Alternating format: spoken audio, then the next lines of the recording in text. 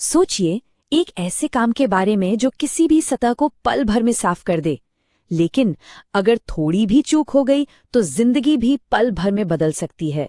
जी हाँ, आज हम बात करने वाले हैं सैंड ब्लास्टिंग के बारे में। एक ऐसी प्रक्रिया जो जितनी शक्तिशाली है उतनी ही सख्त सुरक्षा की मांग करती है। ये तस्वीर असल में पूरी कहानी यही है। एक तरफ है इसका जबरदस्त पावर और दूसरी तरफ है इससे जुड़े खतरे, जैसे हवा में उड़ते कण या फिर जानलेवा सिलिका की धूल।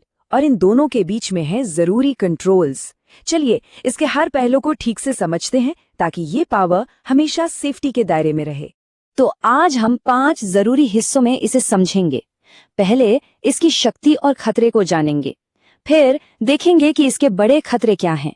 उसके बाद सुरक्षा की पहली दीवार पर बात होगी, फिर लोगों और पर्यावरण को कैसे बचाना है, और आखिर में एक ऐसा खतरा जिसे कभी कभी भी भूलना नहीं चाहिए।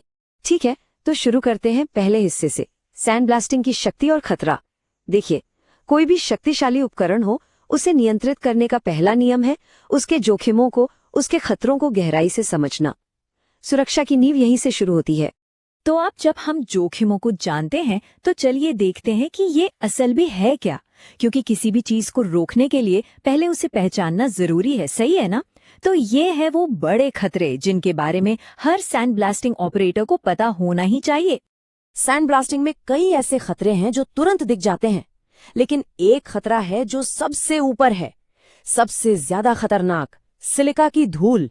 ये एक खामोश दुश्मन है, दिखाई नहीं देता और फेफड़ों को ऐसा नुकसान पहुंचाता है जिसे आगे जाकर ठीक नहीं किया जा सकता। इसे हम हल्के में लेने की गलती बिल्कुल नहीं कर सकते। और उस खामोश दुश्मन के अलावा ये दूसरे खतरे हैं जो बिल्कुल सामने से हमला करते हैं। सोचिए, छोटे छोटे कण जो गोली की रफ्तार से उड़ रहे हैं, या फिर एक हाई प्रेशर होज जो एकदम से फट जाए, इतना शोर कि कान बहरे हो जाएं, बंद जगहों में काम करने का जोखिम। ये सभी बिल्कुल असली और तात्कालिक खतरे हैं। तो सवाल ये है, इतने सारे खतरों से बचें कैसे? अब हम समाधान की तरफ बढ़ रहे हैं। और सुरक्षा की जो पहली दीवार है ना, वो किसी की व्यक्तिगत पसंद पर नहीं बल्कि सिस्टम स्तरीय नियंत्रणों पर टिकी होती है।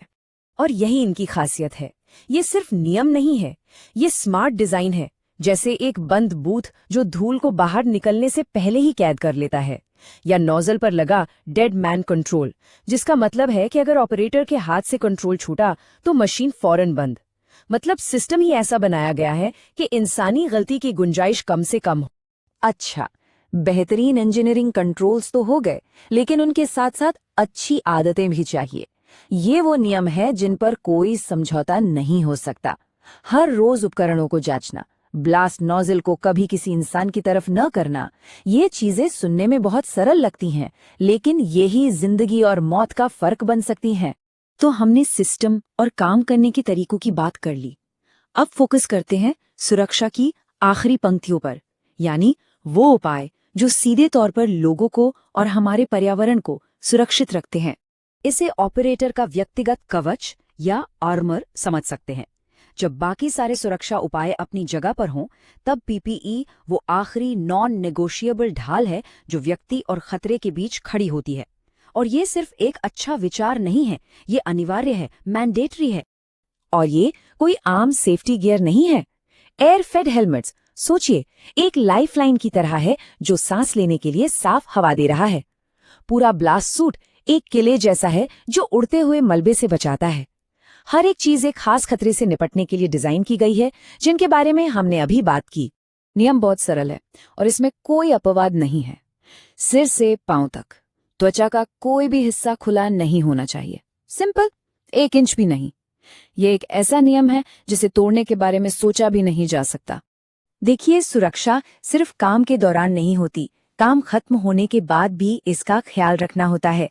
ये लंबी अवधि के स्वास्थ्य की बात है। नियमित फेफड़ों की जांच एक अर्ली वार्निंग सिस्टम की तरह काम करती है।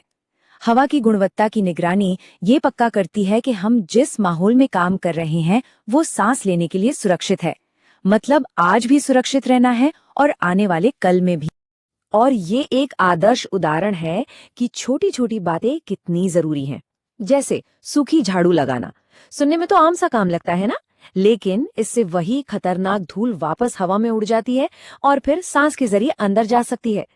इसकी जगह वैक्यूम या गीले तरीकों से सफाई करने का मतलब है कि आप खतरे को हटा रहे हैं, उसे वापस हवा में फैला नहीं रहे। सुरक्षा में अक्सर छोटे फैसलों का असर बहुत बड़ा होता है। और हाँ, सुरक्षा सिर्फ वर्कसाइट की चार दीवारी तक सीमित नहीं है। हमारी जिम्मेदारी आसपास के लोगों और पर्यावरण की तरफ भी है।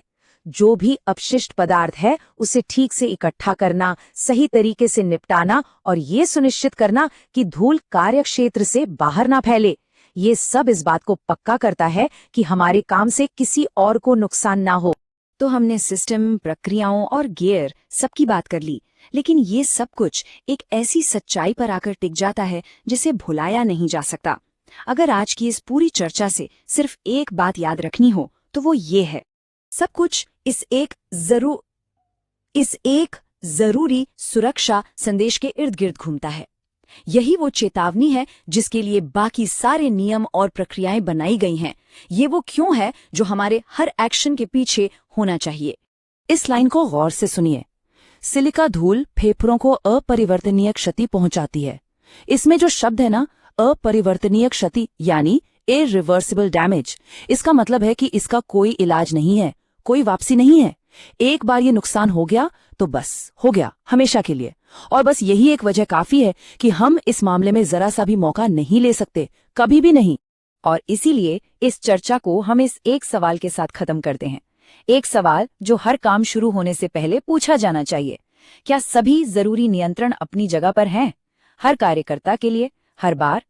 इसका जवाब हमेशा हमेशा